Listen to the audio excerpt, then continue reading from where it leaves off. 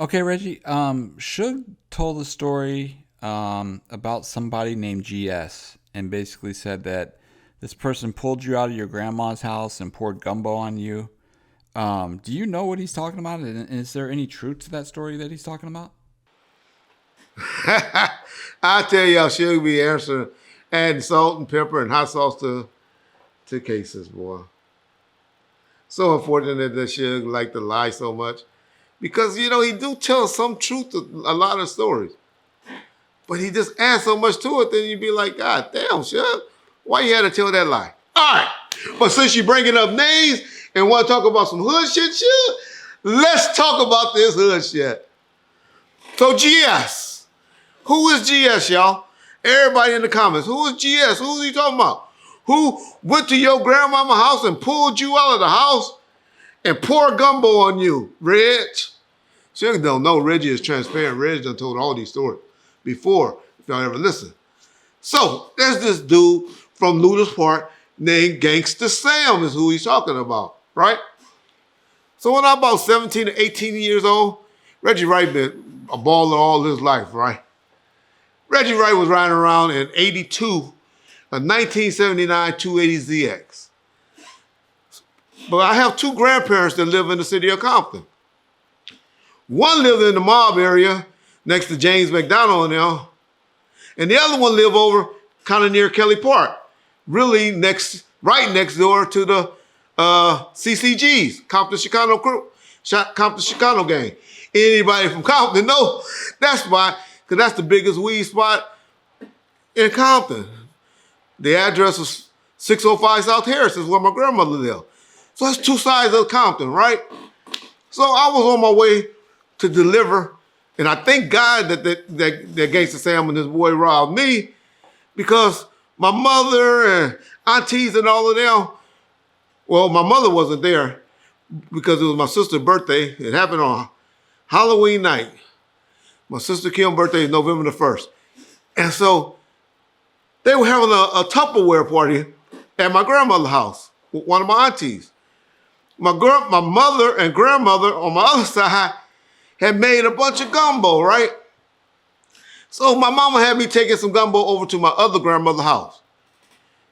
But they were sitting waiting outside to rob the ladies coming from out of the Tupperware house. From the Tupperware party. So as I'm walking in the yard of my grandmother's house on Harris Street, Gangsta Sam and this homeboy come up, not knowing it's Reggie Wright, their worst mistake of their life, because Reggie Wright Jr. lived way 4 or 5 miles away, in the mob, not over here. But they robbed Reggie Wright Jr.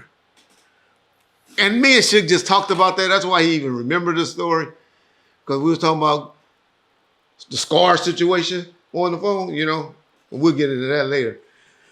And so they robbed me, right? Gumbo spilled on my pants, because me and Gangsta fighting over the gun while they robbed me. But I acquiesced. They can have this car. They take off in my 280ZX, right? They go riding around. Gangsta Sam was been on a tear, robbing everybody. Probably was smoked out at the time. So he robbing everybody, but Gangsta Sam was a gangster. But he riding around. They go to Linwood, rob some Mexican, shoots the Mexican, right? But by that time, Reggie Sr. and Compton PD, and the helicopter is up. Helicopter spots them. They go in a little pursuit. Guess what Gangsta said? Y'all don't believe this. And the goddamn pursuit ends right on the corner of Bradfield and Pine. Gangsta Sam and his boy eventually get arrested and all of that. He goes to jail for 7 years, right?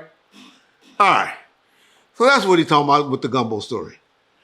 But since you want to bring up Gangsta Sam and bring up some shit, sure, let's talk about what you did to Gangsta Sam that I know he don't know about. Well, he knows about it, but every time they hear it, they get mad. And hopefully, well, there ain't nobody but Hank in there, Hank Granberry. I don't know. I hope it's some bunny hunters or I don't see, that's the problem. You in that fucking weak ass yard, and ain't nobody can't really do nothing to your bitch ass. But anyway, I'm gonna tell the story. So, Butcher gets killed, right? Because I know he's trying to weaponize me having something to do with the murder of Butcher and all of that. We'll get into that later. Me and John talk about that later. But listen to Michael Wett, y'all. Listen to what he say. Yeah, so the employees that were arrested were also members of the Mob Piru and were employees at Death Row Records. And I don't think I answered the rest of your question before, how we ended up going in there. One of the cars used in the Eric Daniels murder was a rental car, and we were able to track it back to Enterprise Rent-A-Car, and that car was rented to a Timothy McDonald, who was also an employee at Death Row Records at the time. The check that paid for the rental car came back from the Death Records account and was actually signed by Suge Knight. That's what led us into his business, all his homes, and the rest of the Mob Piru gang members that were employed there. All right. Let me break this down and explain it to y'all. So Suge Knight, which he was supposed to, in my opinion, but I know he's scared to talk about it because these Ludus Parks niggas don't really know. He pays for a rental car for Timmy and Mikey Rue and Hendall, are the rumors. I'm not saying it's true or not, I don't know. But these are all the three names, I just throw those names out. That supposedly went to go retaliate for the murder of Buntry, right? So these three get in the car, rent it and pay for it, because you know niggas hire rentals when they want to do some dirt. But guess who signed the check? As y'all heard Mike Coed say, Suge Knight. He gives Timmy the money to go rent the car. They go and do a drive-by.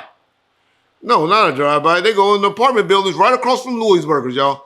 For those of y'all know anything about Compton. And they kill Scar, Gangsta Sam little brother, who was forced into the car when Buntry got killed. I heard that he didn't even want to go on that mission. So tell that story, Suge Knight. Tell how you had Gangsta Sam, since you so scared to mention his name and just want to say GS. Tell how you had his brother. You was the one behind having his brother killed in retaliation for Buntry.